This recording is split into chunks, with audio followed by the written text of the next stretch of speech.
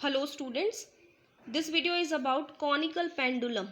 which means that ये एक छोटा सा सिंपल सा टॉपिक है 11th क्लास के सिलेबस में। कॉनिकल पेंडुलम का मतलब है कि अगर हमारे पास एक बॉडी है जिसका मास है m, हमने उसका मास m से डिनोट कर रहे हैं और उस बॉडी को हमने एक थ्रेड से, एक धागे से बांधा है और उस थ्रेड की जो लेंथ है दैट इज l और उस थ्रेड को हम रिवॉल्व कर रहे हैं, जैसे हम अपनी जनरल लाइफ में भी कई बार ऐसा करते हैं, रिवॉल्व कर रहे हैं उस थ्रेड को, तो वो इस तरीके का मोशन फॉलो कर रहा है, मतलब इस तरीके का। और ये है थ्रेड हमारे पास, तो जो वो शेप जो हमारे पास आ रही है that is conical shape, conical like shape है,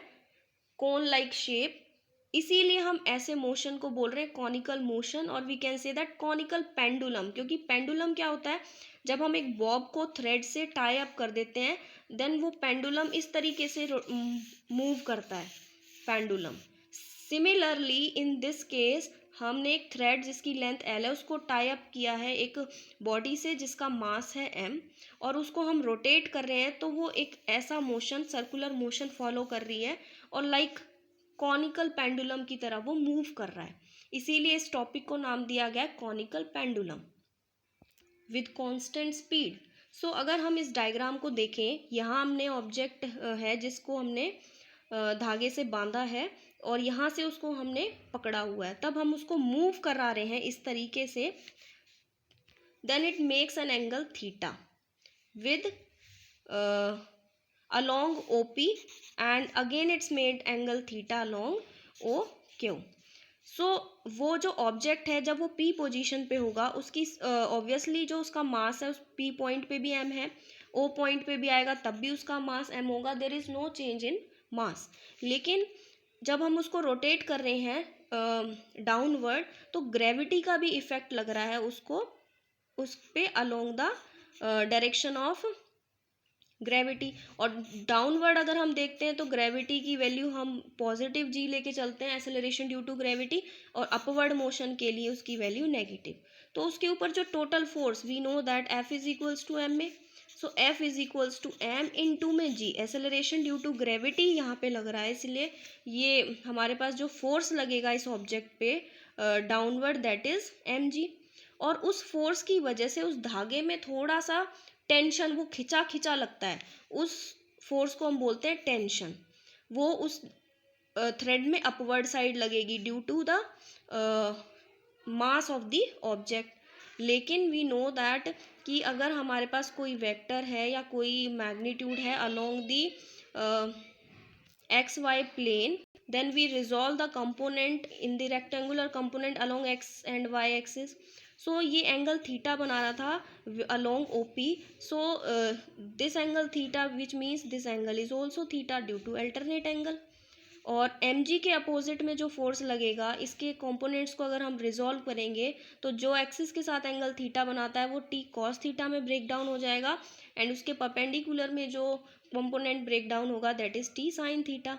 एंड यहाँ इस P पोजीशन से O पोजीशन तक का जो डिस्टेंस है which is equals to R, हमने R मान लिया क्योंकि वो सर्कुलर मोशन है, सर्कुलर मोशन के सेंटर से उसके सर्कमफ्रेंस तक का जो distance which is equals to radius of the circle. And जो अपोजिट फोर्सेस होते हैं ये हमारे विच इज़ ड्यू टू ये क्या होंगे,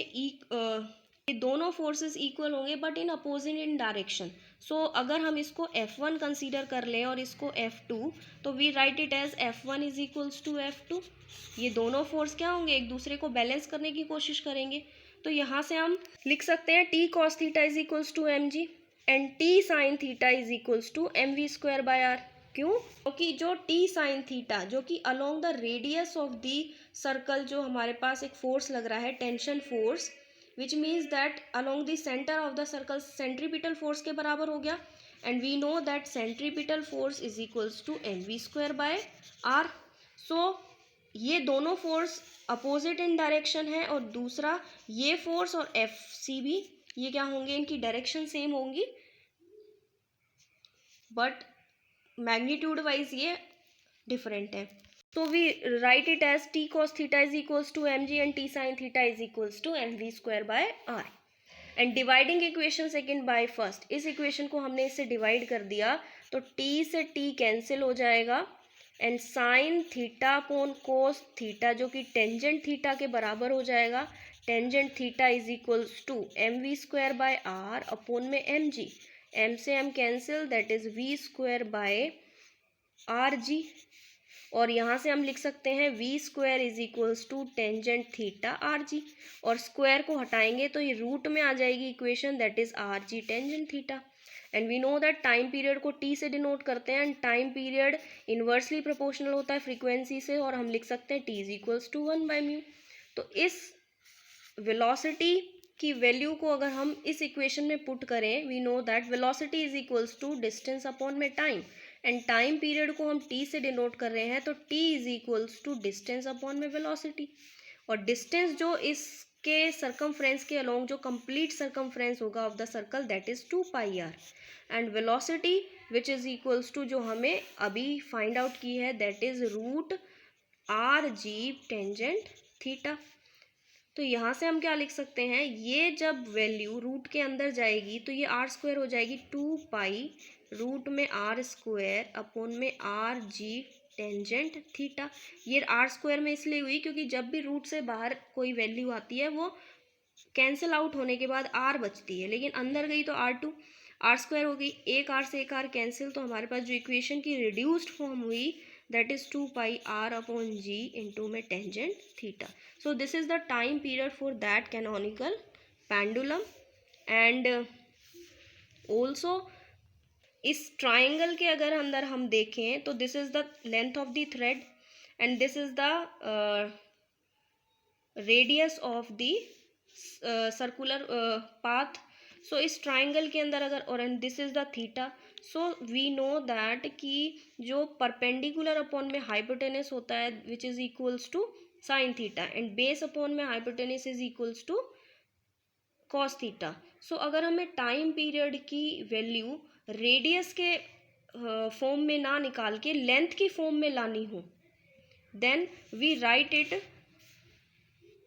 आर अपॉन में L is equals to sine theta.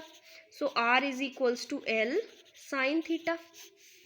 ये लेंथ एल है तो ये लेंथ कंप्लीट ये भी हमारे पास एल ही होगी, और ये भी कंप्लीट लेंथ यहाँ से ओ से क्यू तक की डिस्टेंस भी थ्रेड की एल ही होगी। So R is equals to L sine theta, और इस वैल्यू को अगर हम इस इक्वेशन में पुट करें देन वी हैव 2π